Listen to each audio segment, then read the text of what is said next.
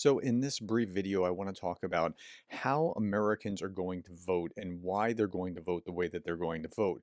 Now, you know that it really only matters in these seven or so swing states. They're going to vote the same way in other states largely, but these seven states is where it's going to count. Now, this is the Gallup poll. Gallup is an extremely well-known, well-respected pollster, and they're talking about what Americans are voting on, the importance of issues to vote among U.S. registered voters. So the darker green here is extremely important, and then over here in the yellow and like light green is not important.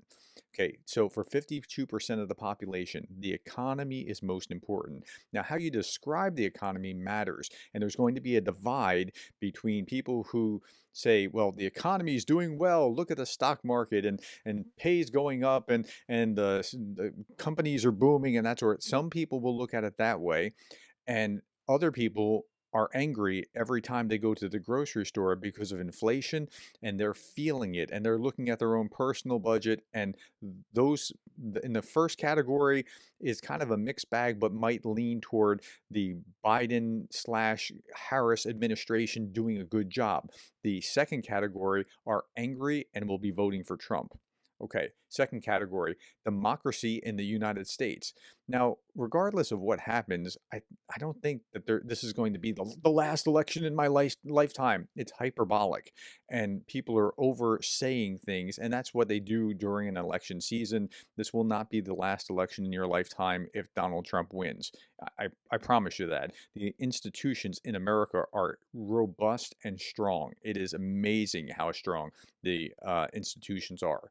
Okay, so I don't think that that's an issue at all, but those that say that are very hyper focused on electing Harris, or rather, I should say it like this, they're hyper focused on not letting Trump win. They're like 2016 voters who are hyper focused on not letting Hillary win, and they voted for Trump. Okay, I mean, that's the intensity level there.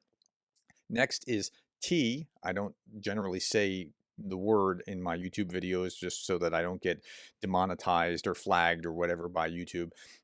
T and national security. Those folks are likely to vote for Trump rather than Harris. Now, national security is not the same thing as foreign policy, and we'll look at that in a little bit. Now, this is in descending order of what's most important to what's least important. Next, types of Supreme Court justice candidates that would be picked.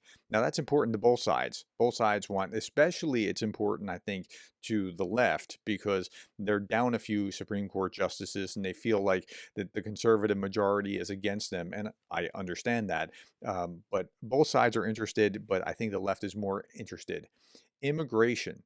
Now, this is wildly important to MAGA voters, particularly the left doesn't really particularly care about it with nearly the intensity that the right does, and it's the MAGA side of the right that really, really cares about it.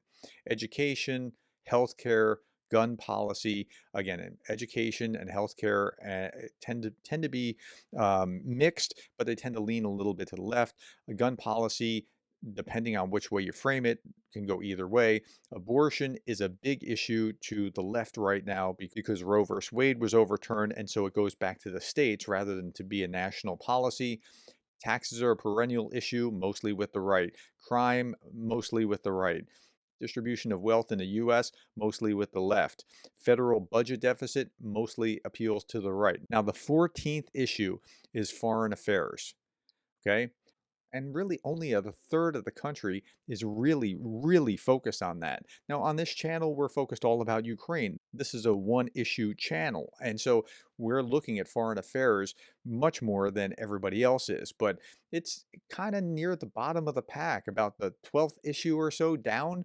So foreign affairs. And so now you have to layer these, like, so when people are making their voting decisions, they're factoring all the other preferences that they have in, including foreign affairs. And so with foreign affairs, relations with Russia, is that good or bad? I'm not sure exactly how they'll look at it, whether it's strongly for or against, but relations with China, um, and other issues. Okay, so that is how Americans are voting. Now, it's conflicted for some of us, like conservatives like me, who are looking at this and going, okay, here's Gary Kasparov, and he's having a little disagreement with Gad Saad.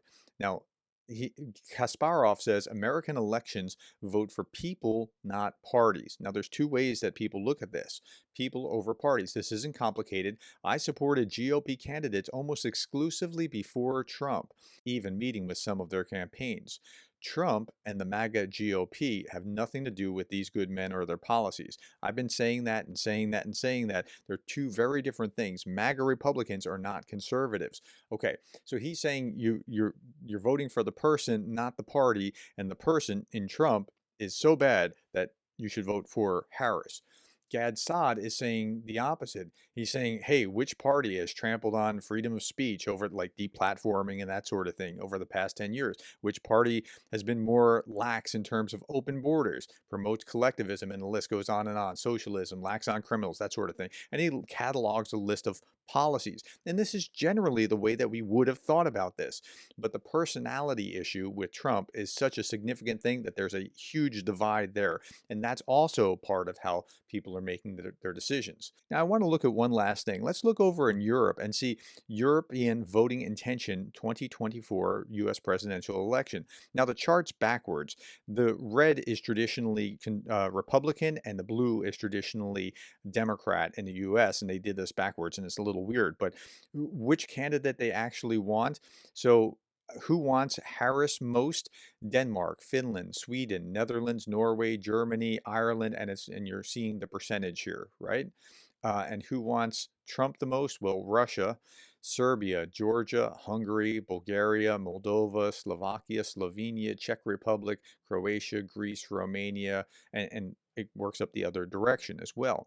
So it's kind of an interesting thing to see how it's seen from the European view as well. But there are a number of fault lines. And my thesis here is that when you look at the fault lines, say just on the economy, is it what the stock market's doing, or is it what you feel at the grocery store? That's going to determine how people vote. And then there's a bundle of issues that people are factoring in. It's not just Ukraine, it's all these other things that they have to think about as well as they're casting their vote.